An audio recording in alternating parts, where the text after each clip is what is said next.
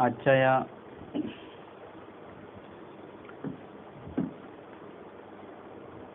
डोंबिवली ब्रह्मविद्या सोहळा या सोहळ्याच्या या 5व्या सत्रामध्ये आज आपण या ठिकाणी जो दृष्टांत बघणार आहोत तो आहे 75 क्रमांकाचा दृष्टांत।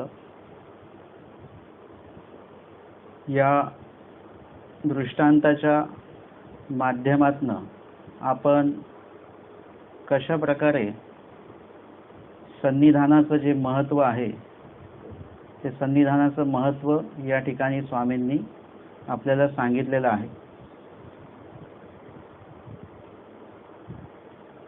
दृष्टांत आहे अग्नी संबंधाचा।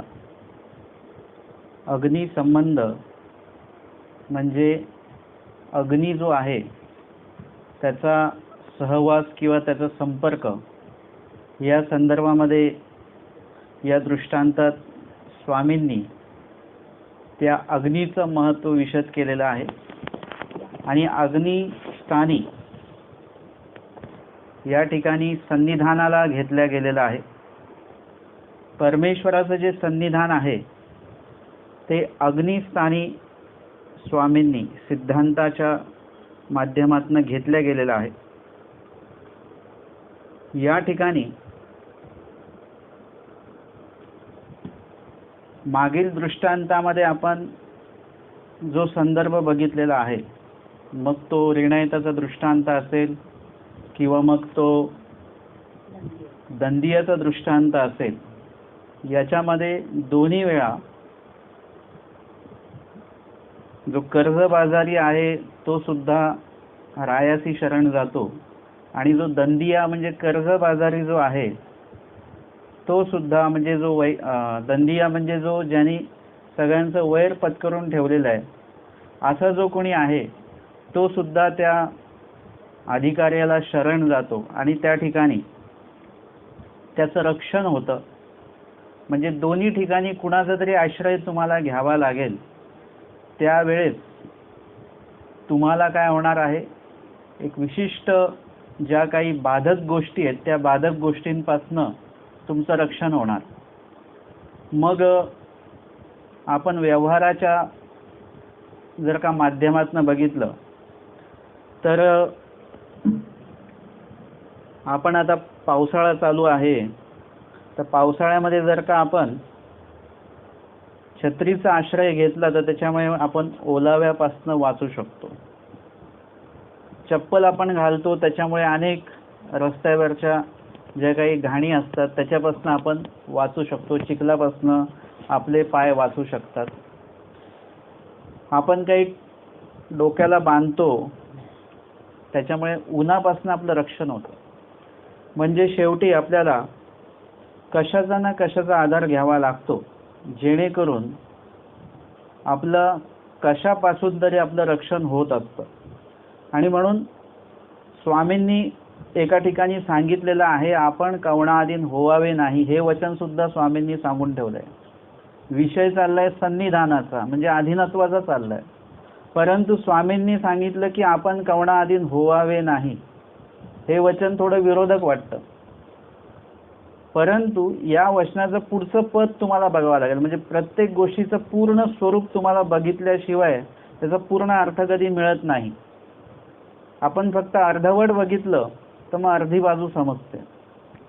एखादा वाद भांडण असेल तर त्या जजला दोन्ही वकिलांचं ऐकून घ्यावं लागतं, त्याच्याशिवाय त्याला निकाल देता येत नाही, दोन्ही बाजू त्याला कळवून घ्याव्या लागतात। तसं आपल्याला संपूर्ण बाजू जी आहे ती बघावी लागेल। आणि म्हणून आमच्या स्वामींनी संपूर्ण बाजू दाखवत असतानाच अन्य व्यावृत्ती पूर्ण सांगितलेली आहे, ज्याच्यामध्ये देवतेंची पूर्ण माहिती दिलेली आहे। आम्हाला प्रश्न पडतो की आम्हाला जर का ईश्वर प्राप्ती हवी आहे, आम्हाला प्रपंचाची पूर्ण माहिती का देतात स्वामी, देवतेची पूर्ण माहिती का देतात? कारण की तुम्हाला ही बाजू पण कळली पाहिजे, ही बाजू कशी आहे पूर्णपणे, देवता किती आहेत, काय आहेत, त्यांचं फळ कुठले कुठले आहेत, कसं ते फळ साधन त्यांचं आचरावं लागतं आणि मग कसं फळ मिळतं आणि किती काळपर्यंत ते फळ मिळतं, हे विश्लेषण स्वामींनी ती बाजू दाखवून दिली। प्रपंच अनित्य कसा ही बाजू दाखवून दिली. स्वतःचं नित्यत्व देवानी नंतर सांगितलेलं आहे. बाकीच्यांचं अनित्यत्व कसं आहे काय आहे हे आधी तुमच्या समोर ठेवलं, म्हणजे पूर्ण बाजू दाखवून दिलेली आहे. तसं वचन जे आहे ते वचन कधी अध्ययन करत असताना ते अर्धवट अध्ययन करू नये, ते पूर्ण अध्ययन केलं गेलं पाहिजे. आणि म्हणून या वचनाची पूर्ण बाजू आपण बघूया. आपण कवणाधीन होवावे नाही. पुढचं पद आहे आपणे अधीन कवणा ते करावे नाही. आता हे आपल्यासाठी तर खूपच चांगली गोष्ट आहे की आपण कुणाधीन व्हायचंच नाही, आपण कुणाच्या अधीन नाही. खूप लोक अभिमानाने सांगतात बरं का, आपल्याला कुणाचं बंधन नाही. परंतु मुळामध्ये जो व्यक्ती बंधनात राहिलेला आहे आधी, त्या व्यक्तीला वर जेव्हा नंतर बंधनं नसतात नंतरच्या आयुष्यात, तेव्हा उलट त्याला असं वाटतं की जी बंधनं होती ती चांगली होती, बंधनं असली पाहिजेत असं त्या व्यक्तीला वाटतं जो बंधनात राहिलेला आहे. आता जो व्यक्ती मार्गात राहिलेला आहे, मार्गामध्ये राहिल्यानंतर सगळी बंधनं असतात तिथे. वेळेच्या वेळी उठायचं, वेळेच्या वेळी चहा पण वेळेच्याच वेळी येणार, तो नंतर परत मिळणार नाही. आणि जेवढा दिल्या जाईल तेवढाच घ्यायचा. तो आपल्या घरच्यासारखं नाही की एवढा आणि तेवढा. नाश्ता तो वेळेच्या वेळीच येणार, जेवण वेळेच्या वेळी, पोथी वेळेच्या वेळी, घोक वेळेच्या वेळी, सगळं विजन वेळेच्या वेळी सगळं असतं. म्हणजे तुमच्यासाठी म्हणून कोणी तिथे काही वेगळं आयोजन करणार नाही. जे मार्गाचं आयोजन आहे त्याच्यामध्ये तुम्हाला राहावं लागतं. आणि या सगळ्या बंधनात जर का तुम्ही राहू शकत असाल तरच तुमचा अभ्यास होईल, अन्यथा अभ्यास होणार नाही. म्हणून आपलं घरी राहून अभ्यास का नाही हो, त्याचं उत्तर आपल्याला मिळालेलं असेल. कारण घरी आपण कुठल्याही बंधनात नाही आहे, सगळ्यांनाच बंधनात ठेवण्याच्या ह्याच्यामध्ये आहोत आपण. स्वतः कुठल्याच बंधनात नाही, ना खाण्याचं पिण्याचं बंधन आपल्याला, ना झोपण्या उठण्याचं बंधन, ना काही इतर कुठल्या गोष्टींचं बंधन आहे आपल्याला. हे बंधनं जोपर्यंत आपण लावून घेत नाही तोपर्यंत अध्ययन आणि अभ्यास ब्रह्मविद्या कदापि होणार नाही. म्हणून ग्रस्त लोकांनी मार्गात का जावं अभ्यासाला, त्याचं उत्तर आहे की तिकडे बंधनं तुम्हाला तिकडे स्वीकारावी लागतात. आणि त्या चाकोरीमध्ये राहून तुम्हाला बरोबर अभ्यासाची वेळ, भोजनाची वेळ हे सगळं ठरलेलं असतं. तुम्हाला जेवण म्हणजे एखादा गोड पदार्थ तो किती तुम्हाला पाहिजे आहे याला काही महत्त्व नसतं, ते किती देणार आहेत पाळ्यानुसार, ते ठरलेलं पाळं आहे. मग तिथे तुम्हाला कळतं की पदार्थ गोड चांगला आहे, खायला सुद्धा मिळाला, पण तृप्तपर्यंत खायला मिळाला नाही. म्हणजे तृप्तपर्यंत देवाने सांगितलेलंच आहे, खाऊच नाही. इंद्रियासी आहार नेदावा, आपण तृप्तपर्यंत खातो म्हणजे इंद्रियांना आहार पोहोचवतो, मन शांत होतं. इतकंच की काय मळमळ नंतर व्हायला लागते, नंतर कोणी दिला ना तो पदार्थ परत तर एवढा खाऊन टाकतो आपण घरी. मार्गात तसं नाही, मार्गात प्रमाणातच तुम्हाला ते दिलं जातं. म्हणजे तिथे आपल्याला कळतं की प्राणासी आहार देणं म्हणजे काय असतं ते तिथे आपल्याला बरोबर कळतं. अनेक गोष्टी खाण्याचा उल्लेख होतो परंतु तिथे खाता येत नाही, जे उपलब्ध आहे तेच खावं लागतं. म्हणजे हे काय आहे, उल्लेखलेला पदार्थ न खाण्याचं हे संयमन आहे, हे बंधन आहे तिथे सगळं. आणि हे सगळी बंधनं जी आहेत, सगळीच बंधनं काही आपल्याला नुकसानकारक नसतात बरं का.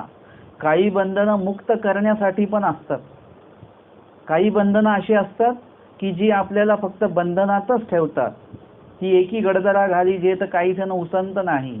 एकदा त्या खड्ड्यामध्ये तुम्ही पडलात परत तिथून तुम्हाला निघण्याला कुठली संधी नाही आहे, असं ते बंधन आहे, प्रपंचाचं बंधन. पण ईश्वराचं बंधन असं आहे की ते बंधन लावल्यामुळे अनेक गोष्टींचं मुक्तपणा जो आहे तो त्या ठिकाणी आपल्याला प्राप्त होणार असतो. उदाहरण सांगितलेले ब्रह्मविद्येमध्ये म्हणजे तुमच्या हाताला जर का काही लागलेला असेल, मळ लागलेला आहे, काही घाण लागलेली आहे, तर ती घाण स्वच्छ करण्यासाठी काय करतात, माती लावल्या जाते. आधीच्या काळामध्ये माती वगैरे लावल्या जायची. आताही बघा कोणी तेलाचं ऑइलचं जर का काम केलं, रॉकेलचं समजा ते याचं काम केलं तर ते लगेच काही पाण्याने साबणाने धुता येत नाही. आधी सुक्या मातीने ते जर का धुतलं, आम्ही मार्गात होतो त्यावेळी असं जर का तेलकट जर का एखाद्या दिवशी काय असेल, तुपकट असेल, तर ते तुपकट जे आहे ते असं नुसतं पाण्याने धुवून निघत नाही, ते ताटाला चिकटतं ते. मग ते काय करायचं, जेवल्यानंतर त्याच्यामध्ये सुकी माती अशी टाकायची, धूळ, आणि मग त्या धुळीने ते सगळं पुसून काढायचं, जेणेकरून ते तूप सगळं त्या मातीला लागून येईल. ते मुंबईकरांना भाग्य नाही ते माती भेटण्याचं, गावाकडेही आहे असं. आणि मग नंतर ताट धुवायचं, जेणेकरून सगळं ते तेलकटपणा त्या मातीला लागून. आता ती माती म्हणजे चांगली आहे का? एक प्रकारे बघितलं तर माती म्हणजे चांगली नाहीच, परंतु काही वाईट गोष्टी फेडण्यासाठी इतर दुसऱ्या अशा काही गोष्टींचा उपयोग घेतला जातो, जेणेकरून ती आधीची जी काही अनुपयुक्त तुम्हाला वाटणारी जो काही भाग आहे तो काढता येतो. त्याच्यामुळे हाताला घाण लागली असेल त्याच्यावर तुम्ही माती टाकली किंवा अजून काय हे केलं आणि त्याच्याने ते काढलं जातं. ह्याचं अजून एक उदाहरण जर का तुम्हाला द्यायचं झालं, की मळ आपल्याला जे लागलेले आहेत ते कशासाठी लागले? अविद्या छेदण्यासाठी. म्हणजे मोठा मळ आहे, अविद्या हा सगळ्यात मोठा मळ आहे, आणि तो नाचण्यासाठी मग इतर बाकींचे मळ जे आहेत ते लावणं क्रमप्राप्त ठरलं. आता ही काय मळ लागली म्हणजे काही ही चांगली नाही आहेत, परंतु काहीतरी फेडण्यासाठी काहीतरी लावावं लागतं. म्हणजे ते बंधन, काही काही बंधनं अशी असतात जी तुमच्या उपयुक्त ठरणारी असतात, म्हणून बंधनं ही असावीत. प्रापंचिक बंधन जरी नसावं तर आध्यात्मिक बंधन माणसाला त्याच्या वैचारिक पातळी असेल, त्याचं जे काही वैचारिक आचरण असेल, त्याच्यासाठी आध्यात्मिक बंधन हे माणसाला असणं खूप गरजेचं आहे. आणि या ठिकाणी म्हणून स्वामींनी सांगितलं, आपण कवणाधीन व्हावे नाही, आपण अधीन कवणा ते करावे नाही. पहिलं पद आपल्यासाठी खूप चांगलं वाटतं, की आपण कोणाधीन राहायचंच नाही. खूपच चांगली गोष्ट आहे, आपल्याला तर सवय पण नाही कोणाच्या अधीन राहायची. परंतु पुढचं लगेच वचन सांगतात स्वामी, आपण्या अधीन कवणा ते करावे नाही. म्हणजे तुमच्या अधीन पण कुणाला ठेवू नका. तुम्हाला जसं कुणाच्या अधीन राहू वाटत नाही तसं दुसऱ्यांना पण काही तुमच्या अधीन राहू वाटतं असं नाही. म्हणजे तिथे दोन्ही गोष्टी तुम्ही पासनं मुक्त राहा. कुणाला अधीन पण ठेवू नका आणि कुणाच्या अधीन पण राहू नका. आता मग काय मोकळंच राहायचं का एकदम? ना, जीवे परमेश्वरा अधीन होवावे, जीवाने ईश्वराच्या अधीन असलं पाहिजे. एकदम मुक्त राहायचं नाही. मग इकडचं पण नाही आणि तिकडचं पण नाही, कुठलेच मनात डोक्यात विचार ठेवायचे नाही असं नाही. आध्यात्मिक विचार तर असलेच पाहिजेत, परमेश्वराचे विचार असलेच पाहिजेत. म्हणून परमेश्वरा अधीन होवावे. आता वचनाची जी पहिली 2 पदं आपण घेतली आहेत त्याचा सरळ अर्थ आपण बघितला. आता त्याचा स्वामींचं काय उद्दिष्ट आहे सांगण्याचं, त्या दृष्टीने आपण त्या वचनाचा अर्थ बघूया. वचन आहे, आपण कवणाधीन व्हावे नाही, म्हणजे धर्म व्यतिरिक्त कुणाच्या अधीन व्हायचं नाही.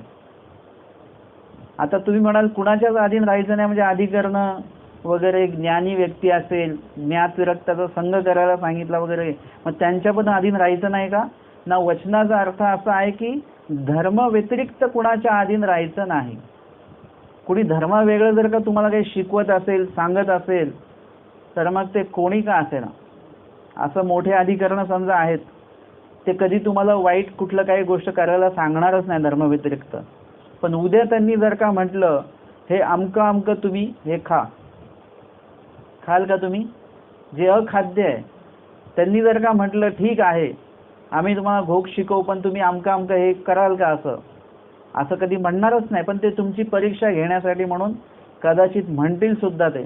पण त्यावेळेस तुम्ही ठाम असलं पाहिजे. नाही, अधिकरण जरी असले तरी धर्म व्यतिरिक्त असेल तर नाही. आमच्या स्वामींनी भटोबासांना सांगितलं, भिक्षा मागून या, एक घास तुम्ही खा आणि एक घास खाली जमिनीवर ठेवा. आचार्य म्हणतात नाही, हे दीक्षांना पवित्राचे पवित्र आपणच सांगितलंय, हे काय मी खाली ठेवणार नाही, जमिनीवर ठेवणार नाही. म्हणजे स्वामींचं ऐकलं का त्यांनी? नाही. एवढं सांगितलेलं येथीचा ज्ञानी किती पक्का असतो की ह्या अवताराने जर का अस्थिपरी विहित केलेली आहे चक्रधर स्वामींनी, आणि गोविंद प्रभूंनी जर का उलटी अस्थिपरी सांगितली तर हा ज्ञानी ऐकणार नाही. ते म्हणालतील नाही नाही, आमच्या स्वामींनी ऐसे सांगितले. परंतु अजून सांगितलेलं आहे की जर का ज्या अवताराने अस्थिपरी विहित केलेली त्याच अवताराने जर का येऊन जर का सांगितलं की जाऊ देतो, विधी नाही केला तरी चालेल, तरी हा ज्ञानी ऐकणार नाही. जर का स्वामींनी सांगितलं स्मरण करण्याची आवश्यकता नाही, असंधितान स्थित जीवाने, पण ज्ञानी एवढा पक्का आहे. आपण नाही बरं का, आपण तर म्हणून ते बरंच झालं, आम्हाला वेळच नाही मिळत त्यावेळी स्मरणाला, ते देवाने सांगितलं ते बरंच झालं. परंतु जो ज्ञानी आहे, खरा जाणकार व्यक्ती आहे, तो व्यक्ती देवाचं सुद्धा ऐकणार नाही. अशी कुठली लीळा आहे की देवाने सांगितलं आणि त्यांनी ऐकलं नाही? शांताबाईसांचीच लीळा आपण कालच उदाहरण घेतलं. शांताबाईसांना स्वामींनी सांगितलं तुम्हाला आवडेल ते घ्या, आम्ही सांगितलंय. ते म्हणाले नाही. देवानी जरी आज्ञा दिलेली आहे तरीही आधी मी जी पाळते ती पण देवाचीच आज्ञा आहे. म्हणजे त्या ठिकाणी शांताबाईसांनी देवाचंच ऐकण्यासाठी देवाचंच नाही ऐकलं. देवाचंच ऐकत होती आणि त्याच्यामुळे देवाचं नाही ऐकलं त्यांनी. स्वामी सांगतात एथीची आणि हे समर्थ, म्हणजे आमच्या शपथेपेक्षा पण आम्ही समर्थ आहोत. आम्ही जे तत्व म्हणून जे सांगितलंय ते कधीही बदलणार नाही. आमच्या स्वामींनी जर का हिंसा अधर्म सांगितलंय तर आमचे स्वामी कधीही हिंसा हा धर्म कधीच सांगणार नाही.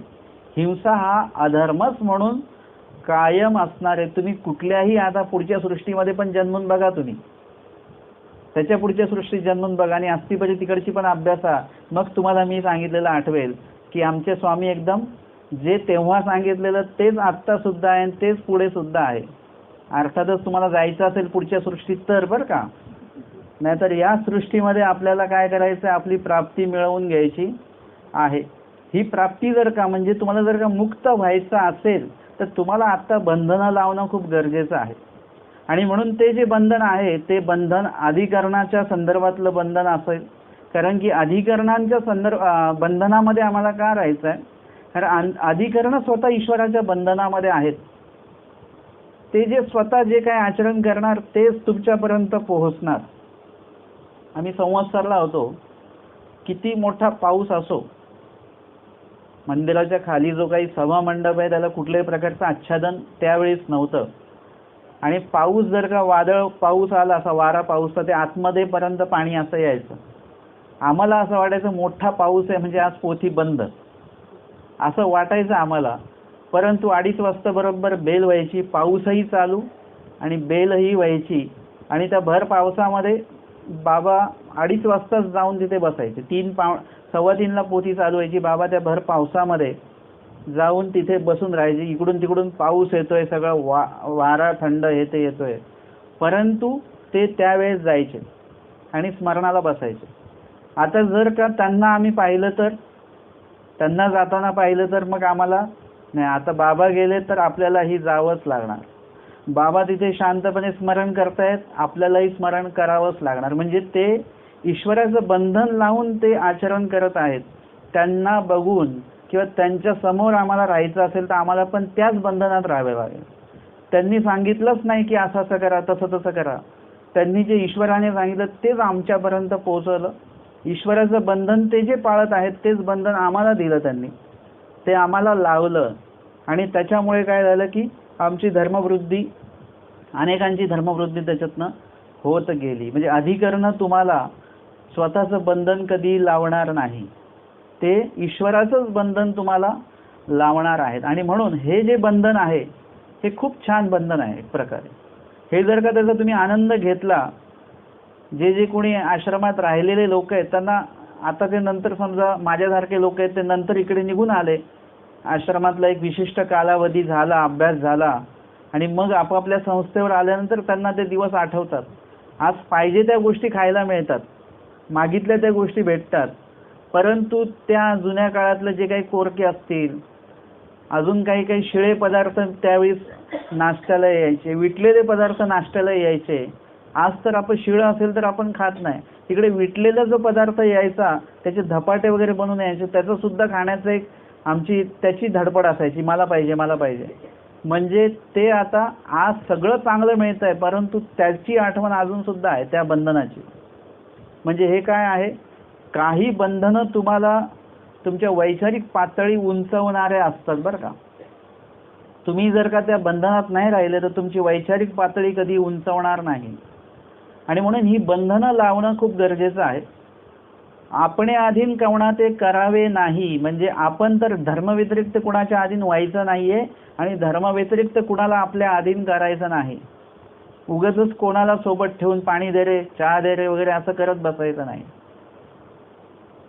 तिथे त्या ठिकाणी त्यांना जे सोबत ठेवायचं आहे ते फक्त त्यांनी धर्म आचरण करावं, त्यांचं वचन पाठांतर व्हावं, लीळे चिंतन त्यांचं व्हावं, अध्ययन त्यांचं व्हावं, याकरिता म्हणून ते अधीन असणार आहेत, याच्या व्यतिरिक्त नाही. म्हणजे जे कोणी व्यक्ती अधीन ठेवणार आहे ते फक्त अध्ययनासाठी म्हणून तुम्हाला सोबत ठेवणार आहे. तुमचं अध्ययन झालं पाहिजे. बाकी प्रत्येक अधिकरणाचं स्वयंदास्य असतं त्यांचं, जे ते स्वतःचं सेवा स्वतःचं दास्य ते स्वतःच करत असतात. या व्यतिरिक्त आपण कुणालाही अधीन म्हणून ठेवायचं नाही, म्हणजे माझं काम करण्यासाठी म्हणून नाही. आता ते आहेत तर ते त्यांच्या दृष्टीने जे सेवादास्य करतील, शिष्यमंडळी तो भाग वेगळा, तो शिष्यमंडळींचा कड आहे तो. परंतु अधिकरणांची जबरदस्ती नाही आहे त्याच्यासाठी. अधिकरणांची जबरदस्ती असेल, सकाळी लवकर उठा, अध्ययन करा, घोकपाठ करा, लीळाचिंतन करा, धार्मिक गोष्टींविषयी अधिकरण तुम्हाला बंधनं घालतील, बाकीच्या नाही. म्हणून धर्मव्यतिरिक्त कुणाच्या अधीन व्हायचं नाही, धर्मव्यतिरिक्त कुणाला आपल्या अधीन करायचं नाही. म्हणजे हा नकारात्मक आपण भाग बघितला असा थोडासा. सकारात्मक भाग बघूया वचनाचा. तिसरा अर्थ आपण की धर्मयुक्त आपण कुणाच्याही अधीन राहू शकतो. तुम्ही जर का 50 वर्षाच्या आत आणि एखाद्या 10 वर्षाच्या मुलाने तुम्हाला जर का वचनाचं प्रमाण दिलं तर तुम्हाला त्याचं ऐकावं लागेल बरं का. तुम्ही असं नाही म्हणू शकत तू काल आलेला आहेस म्हणून, असं नाही म्हणतायत. तुम्हाला त्याचं ऐकावं लागणार. म्हणजे इथे धार्मिक बंधन तुम्हाला सगळ्यांचं पाळायचंच आहे. तो वयाने वगैरे कशाने मोठा आहे असं नाहीये. म्हणून धर्मयुक्त तुम्ही कुणाच्याही अधीन राहू शकता आणि धर्मयुक्त तुम्ही कुणालाही अधीन ठेवू शकता. म्हणजे तुमच्या अधीन ते राहणारच नाही, फक्त धर्माच्याच अधीन ते राहणार आहेत. म्हणून ज्ञात आणि विरक्ताचा संघ स्वामींनी सांगितला. आणि जीवे परमेश्वरा अधीन होवावे, आणि जीवाने जे सृष्टीतल्या प्रत्येक जीवाने, ज्ञान झालेल्या प्रत्येक जीवाने, वासनिक असलेल्या, अनुसरलेल्या, भक्त असलेल्या प्रत्येक जीवाने कुणाच्या अधीन राहावं, परमेश्वराच्याच अधीन राहिलं पाहिजे. त्या अधीनत्वाचं, त्या सन्निधानाचा खूप मोठा फायदा आहे. आमच्या महादाईचा वाराणसीला निघाल्या, अनेक वेळा त्या आल्या स्वामींच्या भेटीला, मला जायचं आहे, मला जायचं आहे. स्वामींनी प्रत्येक वेळी ते मोडून काढावं आणि प्रत्येक वेळी दादोसांनी परत त्यांना त्या गोष्टीवर निश्चित करावं की जायचंच आहे. आणि मग स्वामींनी त्यावेळी अग्नीचा दृष्टांत निरूपण केलेला. आज आहे अग्नी संबंधाचा दृष्टांत. तर त्या दृष्टांतामध्ये स्वामींनी सांगितलंय अग्नी जे सन्निधान आहे अशाच प्रकारचं आहे की ज्याच्यामध्ये ओली, सुकी, साने, थोर हे जेवढी काही काष्ट आहेत, ओलं काष्ट, कोरडं काष्ट, सान काष्ट आणि थोर काष्ट. काष्ट म्हणजे काय? लाकूड. हे जळून जात असतं, वनवा पेटतो ना तेव्हा. सन्निधान तसंच आहे. त्याच्यामध्ये तुमचा ओलं कर्म म्हणजे जे सध्या चालू आहे, शुद्ध चालू आहे, जे कोरडं म्हणजे जे काही थांबलेलं असेल म्हणा, जे कधीतरी पुढे उद्भवणार आहे असं कर्म असेल. सान कर्म असेल म्हणजे लहान कर्म आहे. थोर कर्म असेल तर हे सगळं कशाने नाचणार आहे? सन्निधानाशिवाय नाचणारच नाही. सन्निधानी जे घडले ओखटे ते सन्निधानीच भोगावं लागतं. परंतु असन्निधानी जे घडले ओखटे ते कुठे भोगायला मिळणार आहेत किंवा ते कुठे नाचायचे आहेत? आपल्याला सन्निधानी येऊन ते नाचू शकतो आपण. वचन सांगितलंय कुठलं तरी स्वामींनी याच्याविषयी. कुठलं वचन आहे? अन्यत्र कीजे ते वाराणसी फेडीजे, आणि वाराणसी कीजे म्हणजे अन्यत्र जे तुम्ही करणार ते वाराणसीला जाऊन लोक त्याचं पाप शाळन करतात. अन्य लोकांची हे आहे की कुठेही पाप करा आणि गंगेत जाऊन आंघोळ केली की ते मग आपण पवित्र होतो, असं ते अन्य लोकांची एक हे आहे. याचा सिद्धांत आपण असा घ्यायचा आहे आपल्यासाठी की आपण जरी अनंत जन्म, अनंत सृष्ट्यांमध्ये आपण जे काही दोष वगैरे आचरण केले, जे पण काय असेल ते सन्निधानी म्हणजे वचनाच्या आचरणाच्या सन्निधानी आपल्याला ते काय करायचे, क्षालन करण्याची संधी आहे. सन्निधानी जर का तुम्ही ईश्वराकडे जर का तळमळ केली, आनंदे किंचित दुःखे पाप नासे, आनंदे पुण्य राशी नासती. सेवादास्य केल्यामुळे कर्मांचा नाश होतो. सन्निधानामध्ये अधिकरणांच्या ज्ञानाच्या आचरणाच्या सन्निधानामध्ये असताना तुम्ही तिथे जे काही विहरण वर्तन करता ईश्वरोक्त, तर त्याच्यामध्ये अनेक कर्मांचा नाश त्या ठिकाणी होत असतो. आणि म्हणून स्वामींनी महादायीसांना सुद्धा सन्निधानाचं महत्त्व त्या ठिकाणी सांगितलं. तीर्थदेवता आमोचक, परमेश्वर सन्निधान मोचक, हे स्वामींनी त्यावेळी सांगून ठेवलेलं आहे. परंतु जीव जो आहे तो असन्निधानी राहण्यामध्ये जास्त धन्यता मानत असतो. त्याला सन्निधानी राहणं हे बंधनकारक वाटतं आणि बंधन हे कुठल्याच जीवाला नकोसं आहे. असं असता कामा नये. बंधनामध्ये आपण राहिलं पाहिजे. आणि यासाठी आजचा दृष्टांत आपण घेतोय अग्नी संबंधाचा. मागच्या दृष्टांतामध्ये आपण पाहिलं की परमेश्वर तर कर्माची व्यवस्था करतात.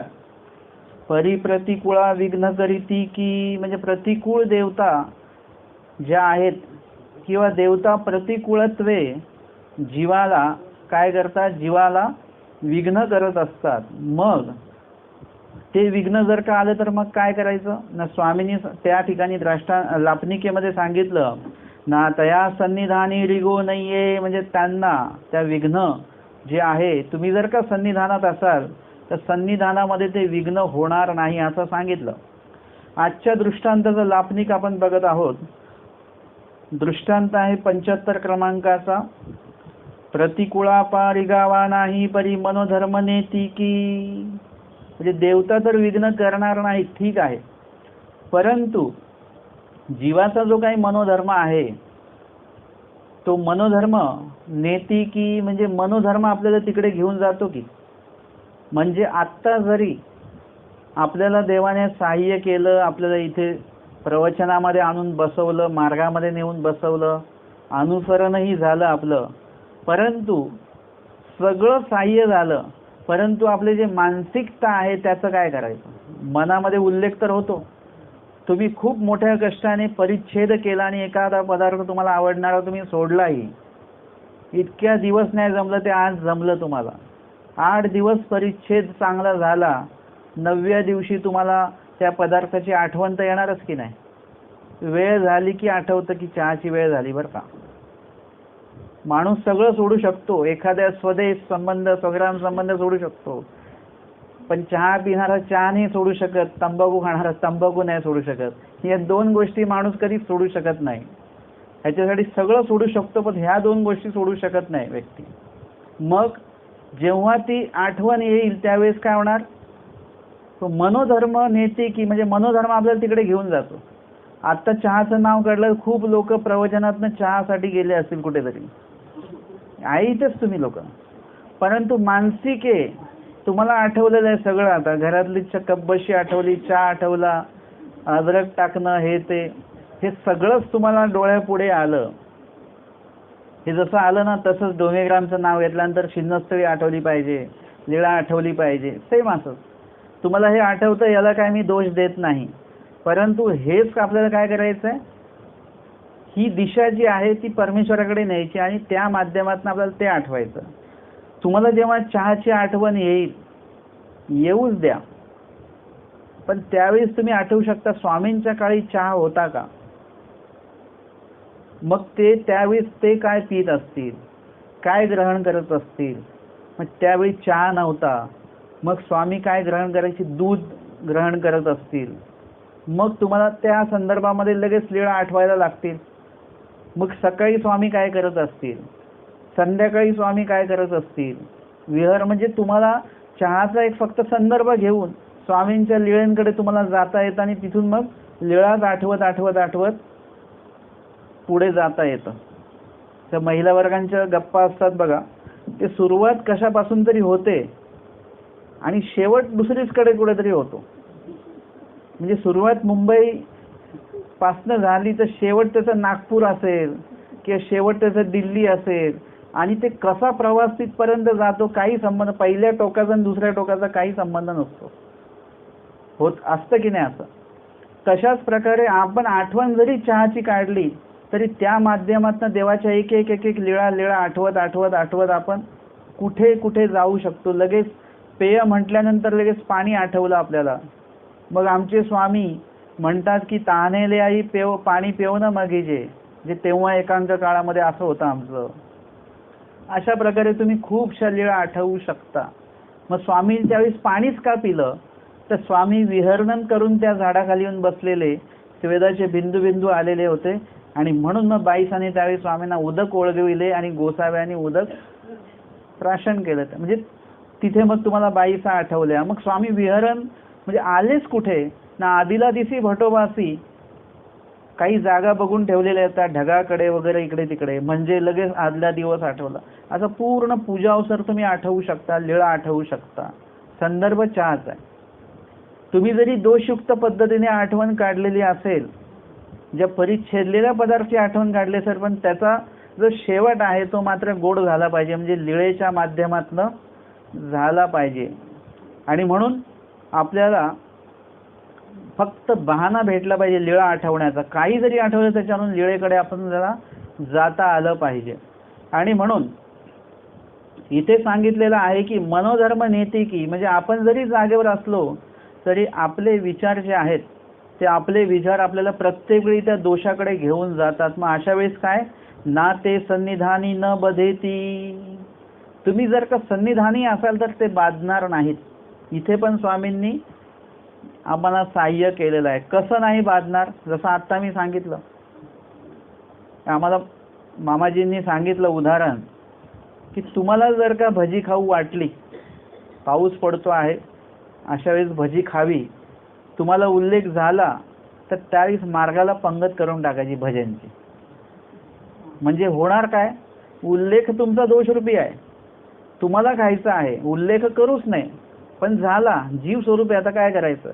ये दशे कारण संन्यास नाहीये सांगितलं. मग त्यावेळेस तुम्हाला तो उल्लेख झाला तर त्याचं जे काही पुढचा जो उत्तर काळ आहे ना, तो विधीच्या माध्यमातून पार पडला पाहिजे, एवढं तरी बघा. नाहीतर काय होईल, तुम्हाला उल्लेख होतोय आणि तुम्ही जाऊन कुठून तरी विकत घेऊन ते खालपेक्षा तुम्ही त्याचं, काही लोकांना ते आचरणवंत असतील, साधू असतील वगैरे जे खाणारे आहेत, काहींचा परिच्छेद असेल तर तिथे म्हणजे तुम्ही मार्गाच्या ठिकाणी ती क्रिया करू शकता. अर्थात भजे असंच नाही, कुठलीही क्रिया असेल तर तुम्हाला तिकडे मार्गाच्या ठिकाणी आपण करून काय करू शकतो, एक आपण मानसिक समाधान की सगळ्यांनी खाल्लेलं आहे. म्हणजे याचा अर्थ थोडासा वेगळा तुम्ही घेऊ शकता. तुम्ही जर का स्वतः जर का भजी बनवून जर का खाऊ घातली, सगळ्यांना आधी खाऊ घालायची, नंतर आपण खायची, पण जो भजी तळणारा माणूस आहे ना, त्याला शेवटी भजी खाऊ वाटतात का, नाही वाटत. हा त्याच्या मागचं कारण आहे. मी असं हे केलं की मामाजींनी असं का सांगितलं असावं, परंतु जो माणूस बनवणारा आहे ना, जो माणूस वाढणारा आहे ना, तो त्याच्यामध्ये एवढा मग्न होऊन जातो बनवण्यात, वाढण्यामध्ये, आणि सगळ्यांना वाढून वाढून मग त्याचं मन भरून जातं. पण शेवटच्या पंक्तीला जो जेवतो तो जास्त जेवत नाही, तो एकदम कमी जेवतो. तो पहिल्या पंक्तीला बसला तो पोटभर जेवेल. म्हणून तुम्ही जेव्हा तुमची पंगत असेल, तुमचं अन्नदान असेल तुम्हाला आवडणाऱ्या पदार्थाचं, त्यावेळेस तुम्ही वाढणार शेवटच्या पंक्तीपर्यंत. म्हणजे तुम्ही किती खाणार, ते खाईपर्यंत तुम्ही तो पदार्थ खाण्याची वासना तुमची मरून जाते. मी मामाजींनी असं का सांगितलं याचं उत्तर शोधलं तेव्हा हे उत्तर मिळालं की आपलं शेवटी आपली ते खाण्याची वासना पण मरून जाते, भूकही निघून जाते, आणि तो पदार्थ खाताना तेवढी काही आवड नसते बरं का आपल्याला. तुम्ही जर का पोटभर जेवलेला असाल, तुमच्यासमोर किती तुमच्या आवडीचा पदार्थ असू द्या, तुम्ही थोडासाच खाणार. तुम्ही पोटभर आणि आवडीपूर्वक नाही खाणार.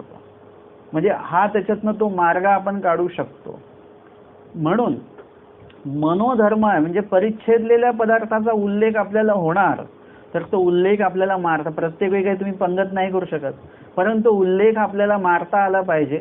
त्या उल्लेखाच्या अनुसार आपल्याला काहीतरी धार्मिक गोष्टींकडे आपल्याला जाता आला पाहिजे. आणि तुम्ही जर का एकदा विधीमध्ये असाल, तुम्ही जर का तुमचं एक शेड्यूल रोजचं जर का तुम्ही फिक्स केलेला असेल, तर तुम्हाला काही गोष्टींची आठवण सुद्धा येणार नाही. नामस्मरण सकाळचं जर का केलं एकदा की तुमचं ठरलेलं आहे की पुढच्या प्रातःविधी आटोपल्यानंतर लगेच सूत्रपाठाचा घेऊन बसायचं आहे, नंतर लगेच लीळा 2 वाचायच्या आहेत, त्याच्यानंतर परत त्याच्यावर चिंतन करायचं आहे, त्याच्यातल्या शंकेवर कुणाशी तरी चर्चा करायची आहे. यामध्ये पूर्ण वेळ तुम्ही असाल ना तर तुम्हाला खाण्यापिण्याचं कसलंही म्हणजे तो भाग तुमचा सन्निधानी या गोष्टींचा बाधा होत नाही. हे तुम्ही यात्रेच्या वेळेस जास्त तुम्ही आठवू शकता. तुम्ही 8 दिवसाच्या जर का स्थानवंदन यात्रेला निघणार असाल किंवा जाऊन आलेला असाल तर तुम्ही जाताना 8 दिवसाच्या हिशोबाने तुम्ही कपडे घेत असता की पहिल्या दिवशी हा ड्रेस, दुसऱ्या दिवशी हा ड्रेस, देवाला पण रोज नवीन नवीन ड्रेस दिसले पाहिजेत आपल्याला आपले, असं सगळं तयारीने तुम्ही जात असता. आणि आंघोळीची सोय होईल की नाही हे सगळं डोक्यात असतं. परंतु 7व्या दिवशी आठवतं की आपण कपडे बदललेच नाही, कपडे तर पहिल्या दिवशी घातले तेच कपडे आहेत आणि आंघोळीचं वगैरे पण कुठे डोक्यातच नाही आलं. आम्ही एकदा गेलेलो, आमच्यासोबत तरुण मुलं होते. आता तरुण मुलं तर जास्त तुम्ही हे करणार की ते जास्त चांगले कपडे घालणार, हातपाय स्वच्छ, पावडर हे ते सगळं. परंतु म्हणजे त्यांच्यातला जो विषय झाला त्याच्यावरून माझ्या हे लक्षात आलंय बरं का, की ते बोलले की बाबा आम्ही एवढे कपडे वगैरे सगळं आणलेलं आहे, परंतु ना आंघोळीची आठवण ना ते कपडे बदलण्याची आठवण. म्हणजे स्थानवंदन आहे की स्थानवंदन, त्याच्यामध्ये आयोजन नियोजनामध्ये सगळं हे ते जेव्हा मला त्यांनी सांगितलं तेव्हा माझ्या लक्षात आलं. हो म्हणे, म्हटलं माझं पण तसंच आहे, म्हणजे मी पण कपडे बदलले नाही, आहे तेच कपडे आहेत. म्हणजे आत्ता मला हे जेव्हा वचन, आता हे जे लापणीक जेव्हा मी वाचली तेव्हा लक्षात आलं की मनोधर्म नेतिपा, म्हणजे मनोधर्म जर का तुमचे मध्ये मध्ये आडवे येत असतील, घरी असल्यानंतर येतच आपल्याला असं डोक्यामध्ये, संध्याकाळी आता दुपारी झोपेतनं उठले की लगेच तोंड धुवा, पावडर लावा, हे करा ते करा. परंतु जेव्हा तुम्ही सन्निधानामध्ये असता, विधीमध्ये असता, त्यावेळेस तुम्हाला अशा कुठल्याही गोष्टी आठवतच नाहीत. आठवण्याचा काही प्रकारच नाही, कारण की तुम्ही एक विधीपाठी, विधी तुमचा लागून आहे. तुम्ही मार्गात जर का असाल, मनापासून राहत असाल मार्गात, तर तुम्हाला तारीख आणि वार पण लक्षात नसतो बरं का. तीर्थवंदनाला तुम्हाला तारीख आणि वार लक्षात नसतो. तुम्ही जर का पोथीला एकदम मन लावून ऐकत असाल तर तुमचे 2 तास झाले पण असं होईल. आणि जर का तसं नसेल तर कधी होतील 2 तास, कधी बाबा थांबतील हे, असं होतं. म्हणजे आपण ज्या ठिकाणी आपलं मन लावून आहोत त्या ठिकाणी वेळ आणि काळ कसा जातो हे लक्षात येत नाही. तिथे तुमचा कुठलाही मनोधर्म उद्भवत नाही. तुम्हाला ऐकता ऐकतानाच तुम्हाला अनेक गोष्टी आठवतात. आता मी काही सगळेच वचनांचं प्रमाण देत नाही, मी 2 ते 3 वचनांचं प्रमाण देतो, पण तुम्ही माझ्याकडनं किंवा अजून कोणाकडनं ऐकत असताना तुम्हाला स्वतःला आठवतं ह्याच्यावर हा दृष्टांत पण बसतो, हे पण वचन आहे बरं का त्याच्यावर. म्हणजे तुम्ही त्या शोधामध्ये असता की ह्याच्यावर किती वचनं असू शकतात, ह्याच्यावर किती दृष्टांत असू शकतात. म्हणजे तुमचं ते वेगळं चिंतन चालू असतं ऐकताना सुद्धा. म्हणजे हे काय आहे, तुम्ही जेव्हा ज्ञानाच्या किंवा अधिकरणांच्या परमेश्वराच्या सन्निधानी असता त्यावेळेस तुम्हाला अशा कुठल्याही गोष्टींची आठवण येत नाही. आमचे चांगदेव भट होते, वयाने लहानच होते ते, आणि ते कुठले होते, ते चांगदेव भट कुठले होते, जानोपाध्ये, चांगदेव भट बळेग्रामचे होते. मग बळेग्रामहून ते आलेले स्वामींच्या सन्निधानी, आणि कितीक दिवस तो स्वामींच्या सन्निधानीच आहेत, जायलाच तयार नाही. म्हणजे जायला तयार नाही म्हणण्यापेक्षा आठवणच नाही घरची. मग त्यांच्या घरून जेव्हा निरोप आले की कोणी येऊन सांगायचं की बाबा यांची माता वगैरे आठवण काढतात, त्यांची कुठे पोरगा काय, मग स्वामींनी त्यांना पाठवलं. आता ते काही जायला तयार नाहीत, काय नाही, ते जायच्या पेक्षा ते यायच्याच तयारीत आहेत. ते बाईसांना म्हणतात ते स्वामी रिद्धपूरला जाणार आहेत तर माझी पण सुट्टी काढा, मी पण येणार स्वामींसोबत. म्हणजे ते जाण्यापेक्षा येण्याच्याच तयारीत जास्त दिसत आहेत. ते घरची अजिबात आठवण नाही. सन्निधानी हे मनोधर्म तुम्हाला कुठल्याही प्रकारे बाधा करू शकत नाही. फक्त तुम्ही सन्निधानी म्हणून असलं पाहिजे. तुम्ही जर का औपचारिक म्हणून तिथे गेलेला असाल पोथीला आणि त्या मार्गामध्ये, तर तुम्हाला घरची आठवण सारखी सारखी येत राहणार, हा भाग वेगळा. पण तुम्ही मनपूर्वक तिकडे असाल तर तुम्हाला हे कुठल्याही प्रकारचे मनोधर्म हे सन्निधानी न बधेती, सन्निधानी बाधा ठरणार नाहीत. जैसा अग्नी संबंधाचा म्हणजे अग्नी संबंधाचा जो दृष्टांत आहे तो या ठिकाणी स्वामींनी सांगितलेला आहे. पूर्वार्ध 153 क्रमांकाची लीळा आहे. जाडी परित्यागू सियाळे दिस. सियाळे म्हणजे कुठले दिवस? थंडीचे दिवस. उदयाची गोसावी बीजे करीती आणि सकाळीच आमचे स्वामी निघायचे. बाईसे जाडीचा कोंगता करुणी गोसाव्यांच्या श्रीमुकुटी घालिती. आणि जाडीचा म्हणजे सतरंजीचा कोंगता माहिती आहे तुम्हाला? हे शेतामध्ये काम करणारे लोक असतात ते काय करतात, असं ते काही छत्री वगैरे घालून नाही करू शकत, ते कोंगतं असं ते बनवतात आणि ते बरोबर हे करून चालतात, ते काम करत असतात. त्याच्यामध्ये बाईचा असं सुंदरपैकी त्या जाडीचा कोंगता बनवायचे आणि ते स्वामींच्या श्रीमुकुटी ते ओळगवायचे. आणि जर का तुम्हाला आटनाधिकरणे निघायचं असेल तर तुम्हाला भल्या पहाटे लवकर सगळं आटपून तुम्हाला सकाळीच निघावं लागतं. सकाळी जर का उन्हाच्या आधी तुम्ही निघालात तर खूप अंतर तुम्ही चालून जाऊ शकता. त्याच्यामध्ये थकवा कमी येतो. पहिला 1 तास तुम्ही खूप चालू शकता, त्याच्या पुढचा तास त्याच्यापेक्षा कमी चालणार, त्याच्या पुढचा तास त्याच्यापेक्षा कमी चालणार आपण. म्हणजे जसं जसं ऊन वाढतं तसं तसं आपलं चालण्याचा जो वेग आहे, क्षमता जी आहे ती कमी कमी होत जाते. म्हणून सकाळी लवकर निघावं. स्वामी सकाळी लवकर निघायचे. तर थंडीचे दिवस असल्यामुळे ती थंडी काय आजकालच्या सारखी नाही आहे, ती थंडी पण तशीच असणार आहे. आणि मग असा हा कोंगता श्रीमुकुटी स्वामी घालायचे आणि मग गोसावी मार्गी बीजे करीती, स्वामी मार्गक्रमण करायचे. ऊन निघे शीत फिटे आणि ऊन निघायचं.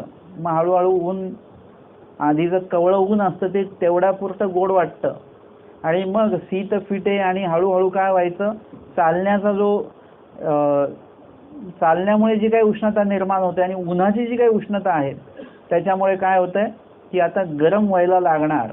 मग गोसावी श्रीमुकुट लवविती, आमचे स्वामी श्रीमुकुट लववायचे म्हणजे काय करायचे, असे मागे करायचे मान. आता बाईसांना काही स्वामी म्हणत नव्हते की हे काढून घ्या, ते काढून देत नव्हते. स्वामी स्वतःच मान मागे करायचे, कारण की सेवकाला स्वतःलाच कळलं पाहिजे, देवानी सांगायचं काम नाही पडलं पाहिजे. म्हणजे प्रत्येक वेळी आपल्याला सांगायचं काम नाही पडलं पाहिजे, अन्यवार्ता करू नका, बडबड करू नका, स्मरण करा, हे प्रत्येक वेळी सांगण्याचं काम नाही. एकदा तुम्हाला सांगितलं ते कळलं पाहिजे. तुम्ही जेव्हा आयुष्यामध्ये पहिल्यांदा कधी तुम्हाला पेटत्या उदबत्तीवर तुम्ही बोट ठेवला असेल तेव्हा तुम्हाला चटका लागला, त्याच्यानंतर आयुष्यात परत ही चूक केली का तुम्ही? पेटत्या उदबत्तीला हात लावून बघितलं, ती उदबत्ती गरम होती, ही पण आहे का? एकदा कळलं ना तुम्हाला की याच्याने चटका लागतो की परत ती गोष्ट आपण करत नाही. तसं एखाद्या गोष्टीने जर का कळलं की याच्याने आपलं नुकसान आहे ती गोष्ट कधी करू नये. एखादी गोष्ट कळली की याच्याने आपला फायदा आहे तर ती गोष्ट पुन्हा पुन्हा आपण ती करावी. सांगायचं काम नाही पडलं पाहिजे. आमच्या स्वामींच्या पायामध्ये वाहना चांगल्या बनवलेल्या आणि एकदम बोणेबाईंनी बघितलं तर पायात चपलाच नाही स्वामींच्या. ते म्हणे देवा ते चपला बनवलेल्या कुठेच त्या? ते म्हणे बाई ते नदी लागली, मग नदीतनं आलो असं ते चपला ओल्या झाल्या असत्या, मग ते तिकडेच काढून ठेवल्या आणि आम्ही आलो पुढे. ते म्हणे बाबा सांगायचं तरी मला. आता स्वामींनी का सांगावं? ते जे सोबत आहेत त्यांना कळलं पाहिजे की आता नदी आहे. स्वामी आता श्रीकरामध्ये चपला घेतील का? नाही. मग काही गोष्टी सांगाव्या लागल्या नाही पाहिजेत, त्या आपोआप तुमच्याकडनं घडल्या गेल्या पाहिजेत. आणि मग तेव्हापासून आमच्या बोणेबाई ज्या होत्या, नदी लागली की ते मागे राहायच्या आणि मग स्वामींचे श्रीचरणातले उपान्न स्वामी काढायचे, ते हातात घ्यायचे, स्वामी पुढे जायचे, मग बोणेबाई हातात उपान्न घेऊन स्वामींचे पुढे यायचे आणि मग तिथे ते परत ओळगवायचे. तसं आता इथे स्वामी मागे मान करतात.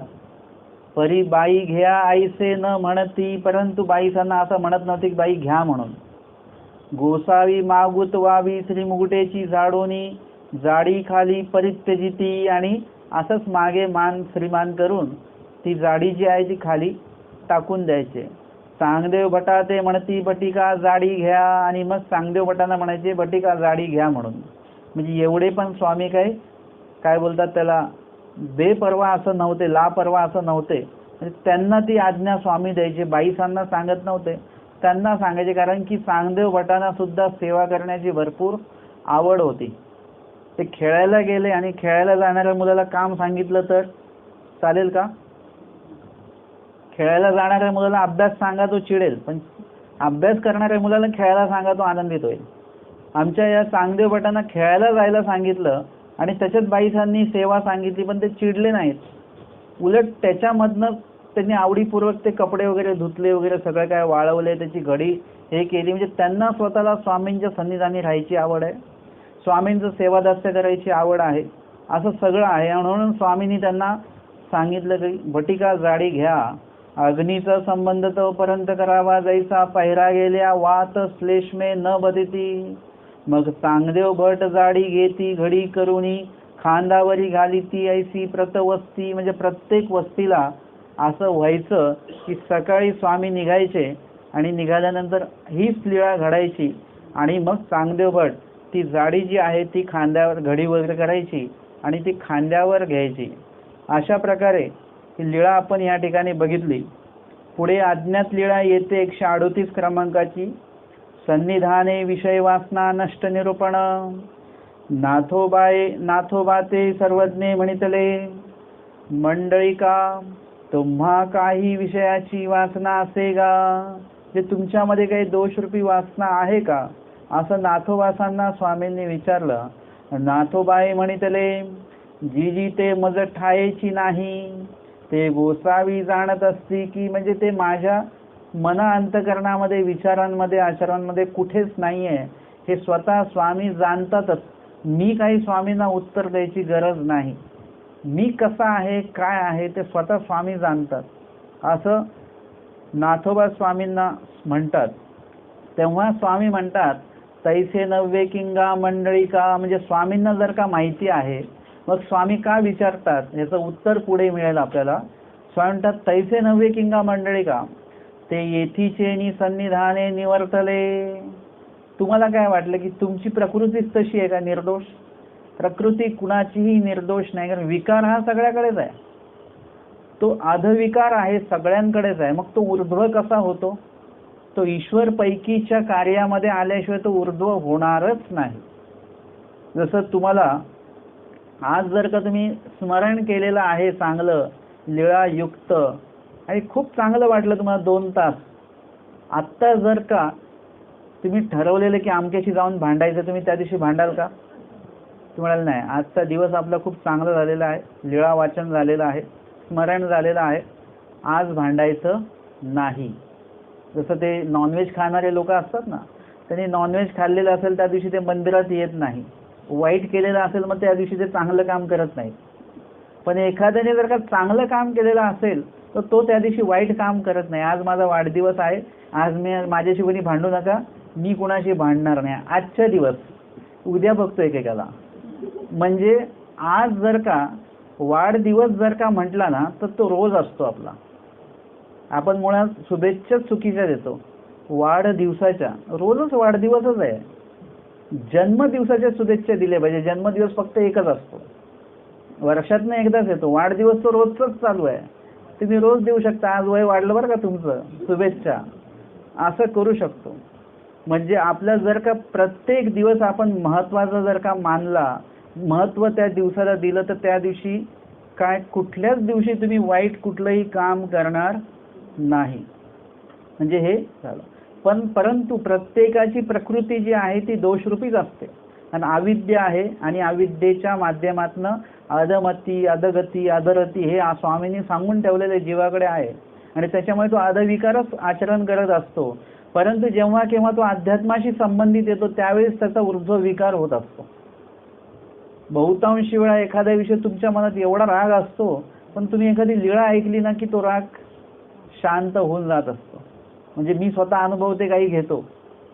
एखाद्या विषयी किती पण काय असेल मनामध्ये, डोक्यामध्ये, पण एखादं प्रवचन झालं कुठे माझं की माझं ते टेम्परेचर जे आहे ना ते एकदम 0 होऊन जातं. म्हणजे त्या व्यक्तीविषयी काही वाटत नाही, कारण की या माध्यमातून तत्व सांगितल्या जाते. या तत्वाच्या माध्यमातून अनेक गोष्टी सांगितल्या जातात आणि त्या गोष्टी फक्त तुम्हाला सांगण्यासाठी नसतात. म्हणजे अलीकडे जे मी प्रवचन करायचे ते लोकांसाठी करायचो, लोकांना समजावं म्हणून.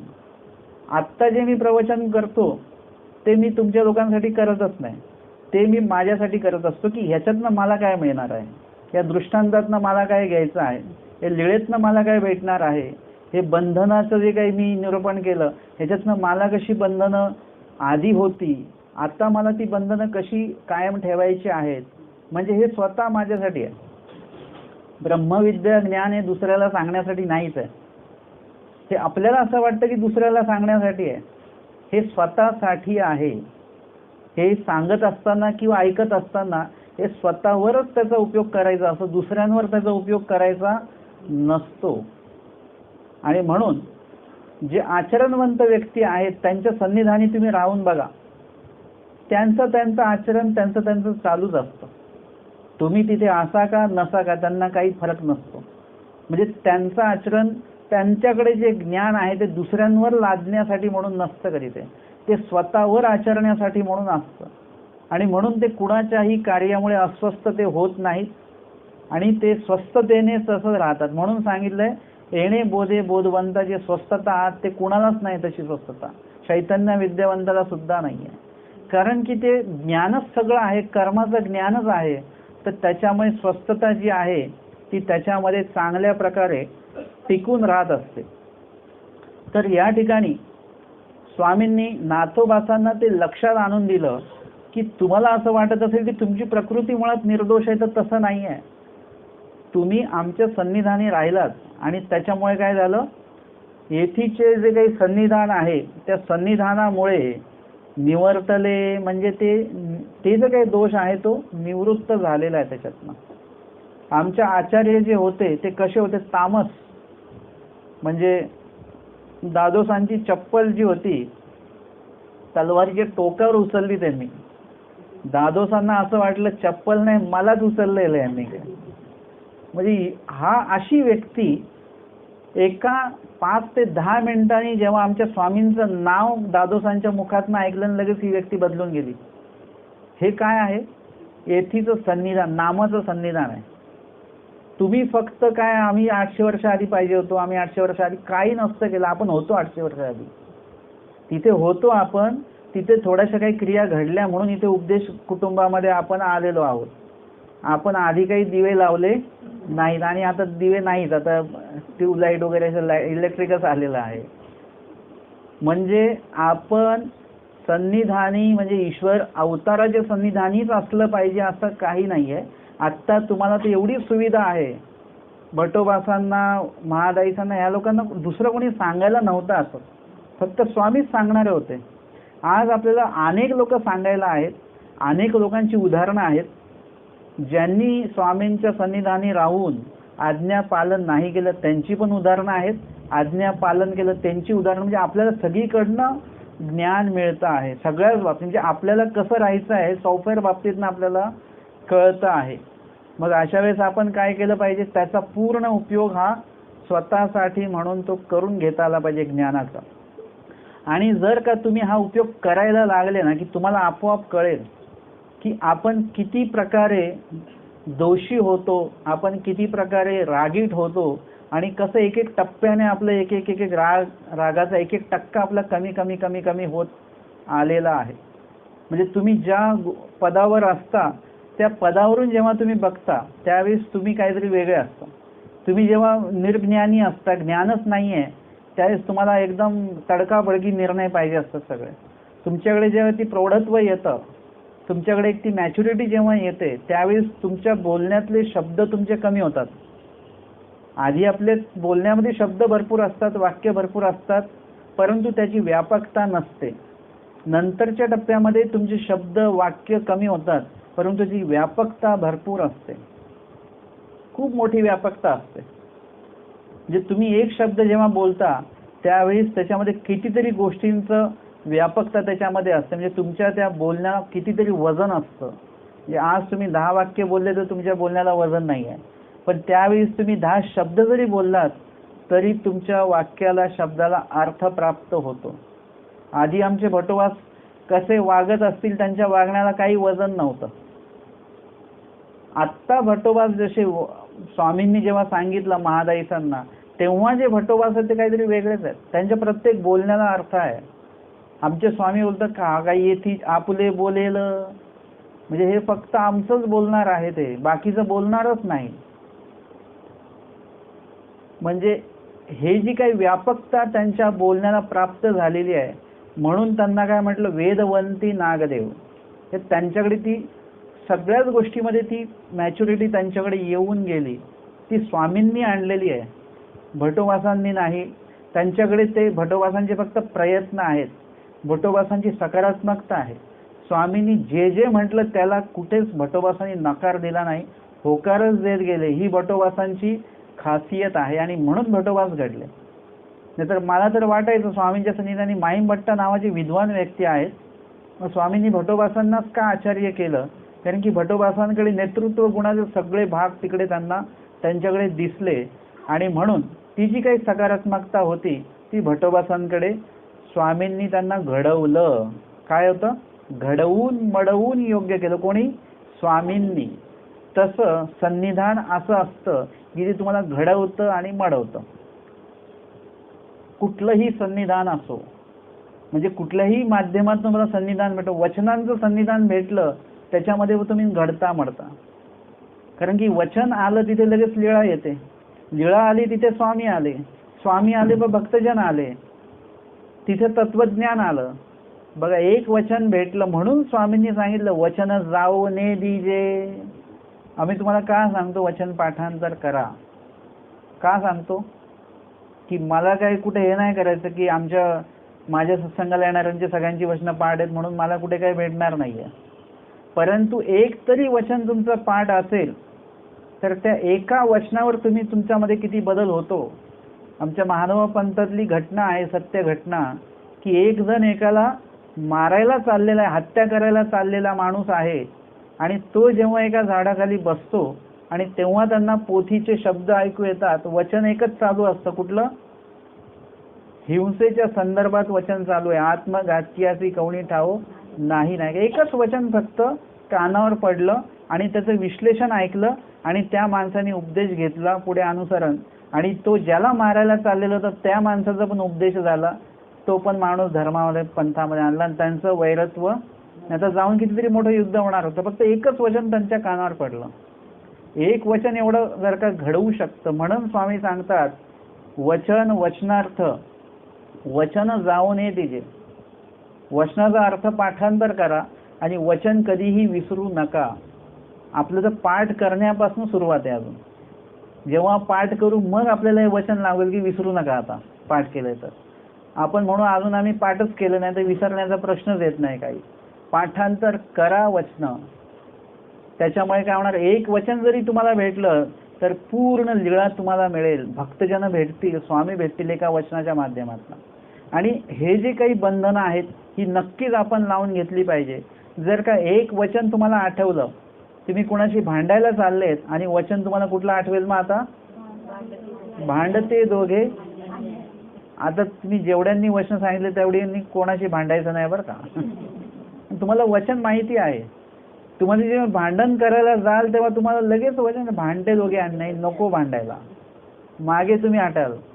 म्हणजे हा जो काही प्रकार आहे त्या ठिकाणी आपल्याला ते वचन पूर्णपणे मार्गदर्शक म्हणून सांगितलंय.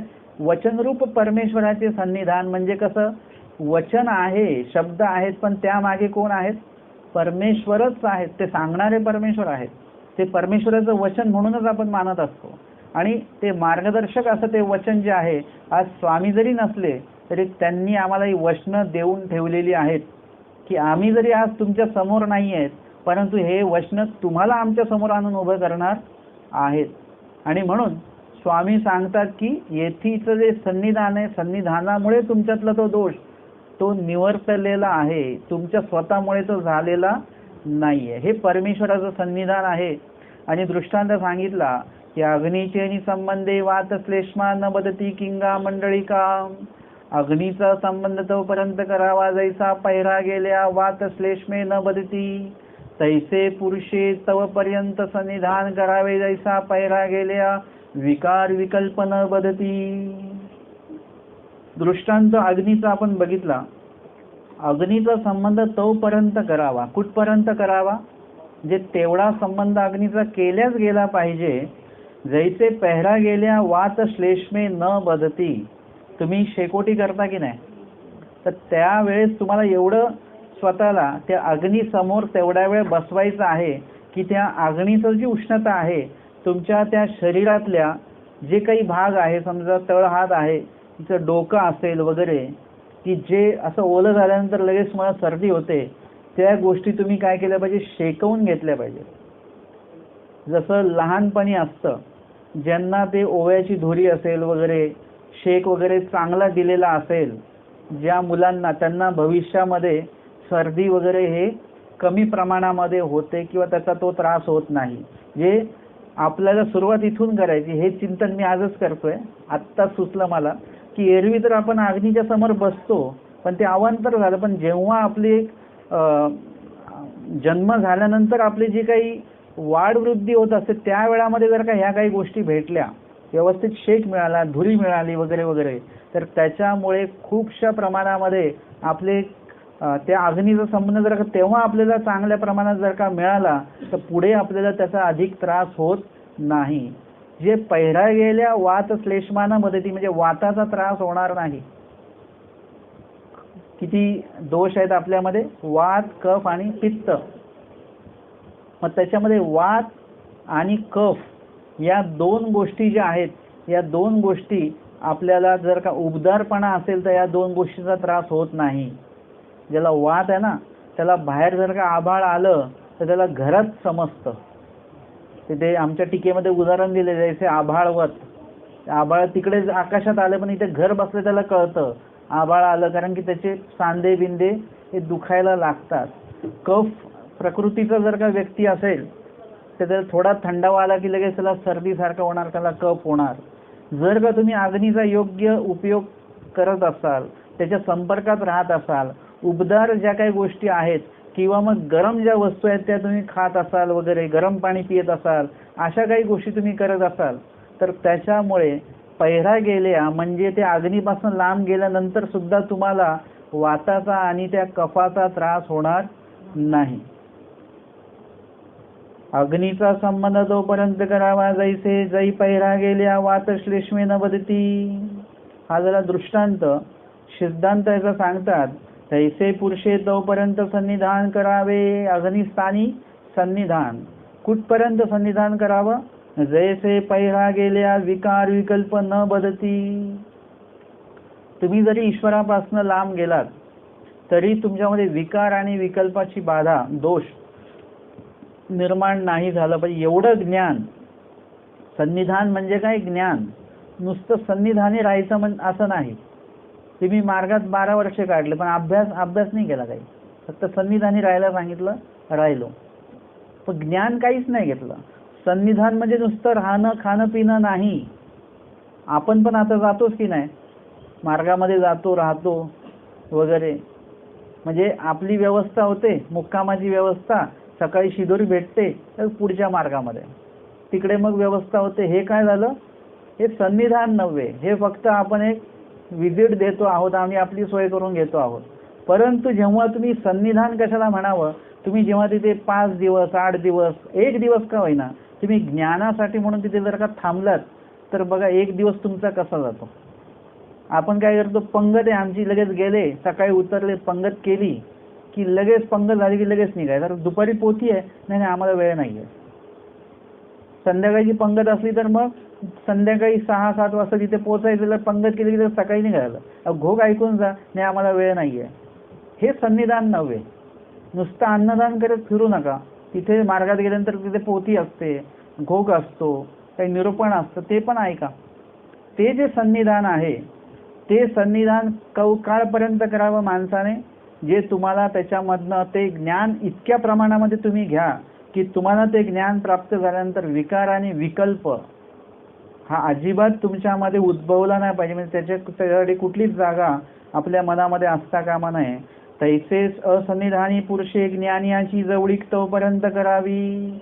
तसं काय केलं पाहिजे, असन्निधान स्थित जीव जे आहेत त्यांनी काय केलं पाहिजे की ज्ञानियाची जवळीक कवकाळपर्यंत करावी, न तोपर्यंत करावी. जैसे पहिरा गेल्या अज्ञान अन्यथा ज्ञान न बदती. म्हणजे तुम्ही पलीकडे जर का गेलात, त्या अधिकरणांपासून जर का तुम्ही लांब गेलात, तर तुम्हाला अज्ञान आणि अन्यथा ज्ञानाची बाधा लागण कुठेही झाली नाही पाहिजे. बघा आता काही पावसाळा आला की काही लोक काही इंजेक्शन किंवा काही गोळ्या घेतात की जेणेकरून या पावसात उद्भवणारे जे काही आजार आहेत ते प्राप्त झाले नाही पाहिजेत. आपण कुठे प्रवासात निघालो तर प्रवासाच्या आधीच गोळी घेतल्या जाते की वमन उलटी मळमळ होऊ नये म्हणून, म्हणजे आधीच. तसं ज्ञानाचं जे काही ग्रहणता आहे ती अशा प्रकारची झाली पाहिजे. तुम्ही इथून एकदा ज्ञान घेतलं तुम्ही आणि तुम्ही त्या ज्ञानापासून किती लांब जरी गेलात तरी ते ज्ञानाचं चिंतन तुमच्या मनामध्ये अशा प्रकारे पाहिजे की तुमचं अज्ञानही कुठे तुम्हाला हे नाही झालं पाहिजे, म्हणजे अज्ञान पण कुठे नको पाहिजे. आणि अन्यथा ज्ञान जर का तुम्हाला काहीतरी अन्यथा रूपी काहीतरी सांगता आहे तर तिथे तुमचं एक ज्ञान कार्यरूप झालं पाहिजे. आणि अन्यथा ज्ञानाचा प्रभाव सुद्धा तुमच्यावर होता कामा नये. इतक्या प्रमाणामध्ये तुम्ही ज्ञान घेतलं पाहिजे. आपण उपदेश घेतो परंतु ज्ञान घेत नाही. ते ज्ञान घेतलं गेलं पाहिजे की कुणीही तुम्हाला अज्ञानासारख्या क्रिया तुमच्याकडनं करून घेणार नाही, ना कुणी अन्यथा ज्ञानरूपी काहीतरी सांगून तुमच्याकडनं कुठल्या क्रिया करून घेणार नाही. अशा प्रकारे तुम्हाला ते ज्ञान काय करत असतं, एकदम सबळ आणि सक्षम ठेवत असतं. जैसे पहिरा गेले अज्ञान अन्यथा ज्ञान न बदती. कवणीची संदेह हो न पडे. आणि कुठल्याच प्रकारचा संदेह जो आहे तो तुम्हाला पडत नाही. हे कधी होतं, जेव्हा तुमच्याकडे ज्ञान असेल त्यावेळेस तुमच्याकडे कुठल्याही प्रकारचा संदेह, म्हणजे परमेश्वर आपल्याला भेटतील की नाही भेटतील, किंवा हे ज्ञान खरं आहे की नाही खरं आहे, आपल्याला सहाय्य होईल की नाही होईल, अशा प्रकारचे संदेहात्मक तुमच्या मनामध्ये कधी उल्लेख होणार नाही. परमेश्वर नाम आहे ते आपण घेतो आहोत तर त्याचं सहाय्य हे होणार म्हणजे होणार. परमेश्वर प्राप्ती होणार म्हणजे होणार. परमेश्वर सगळं कार्य आपलं करवून घेणार. फक्त एक ठामपणा विश्वासपणा आपल्याकडे ज्ञानाच्या माध्यमातून जर का असेल तर तुम्ही कधीही डळमळीत राहणार नाही. अज्ञानाच्या माध्यमातून जर का असेल तर तुम्ही डळमळीत राहा. तुम्हाला ज्ञान काहीच नाही आहे, कोणीतरी सांगितलं स्मरण करा म्हणून करताय. कोणाला स्मरण करण्यापेक्षा पारायण करा 21 वेळा ते, तर तुम्ही ते करणार. जे हे करण्यापेक्षा तुम्ही खेटी करा, मग तुम्ही ते करणार. तर खेटीमध्ये नुसतं गाठी घेऊन बसू नका, प्रदक्षिणा करा, मग तुम्ही ते करणार. पण तुमच्याकडे ज्ञान जर का असेल ना मग तुम्ही ठाम असता पूर्ण. तर उदाहरण देईल, जर का तुम्ही कुठे निघालेले आहात, मग तुम्हाला सांगितलं बस इथून मिळेल, तुम्हाला माहिती नाही आहे कुठून मिळेल, मग कोणी म्हटलं इथे नाही थांबणार बस पुढे थांबेल, मग तुम्ही पुढे जाऊन थांबता. मग परत कोणतरी नाही इकडे नाही भेटणार तिकडे मिळेल, मग तुम्ही तिकडे जाऊन थांबता. पण जर का तुम्ही नेहमी जाणार आहे, तुमच्याकडे ज्ञान आहे, तर कोणी जरी तुम्हाला कुठे जायला सांगितलं तरी तुम्ही तिथेच थांबणार. तुम्ही नाही इथे आम्ही नेहमीचेच प्रवासी आहोत, आम्हाला माहिती आहे बस इथूनच सुटणार, इथूनच भेटणार. तसं ज्ञान हे तुम्हाला काय करतं, स्थिर करत असतं, ठाम ठेवत असतं. तुम्हाला इथे इकडे तिकडे धावू, इकडे तिकडे पळू देत नाही. अज्ञान आणि अन्यथा ज्ञानाच्या तुम्ही नादी लागत नाही. तुम्ही ज्ञानामध्ये स्वस्थता बाळगून त्या ठिकाणी ठाम असता. आणि त्यालाच गीतेमध्ये स्थित प्रज्ञा असं म्हटलेलं आहे. आमच्या स्वामींना स्वस्थता असं म्हटलेलं आहे. म्हणजे ही स्थित प्रज्ञता, ही स्वस्थता जी आहे तुम्हाला ज्ञानाच्याच माध्यमातून प्राप्त होत असते. आजच्या सत्रामध्ये आपण 74 क्रमांकाचा दृष्टांत मागच्या सत्रामध्ये बघितलेला होता दंदियाचा, आणि आजच्या सत्रामध्ये आपण अग्नी संबंधाचा 75 क्रमांकाचा दृष्टांत बघितला.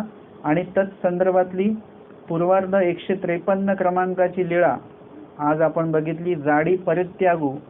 आणि दुसरी लीळा अज्ञात लीळा चरित्रातली बघितली 138 क्रमांकाची, सन्निधाने विषय वासना नष्ट निरूपण. तर आजच्या सत्रामध्ये आपण या ठिकाणी थांबूया. दंडवत हो.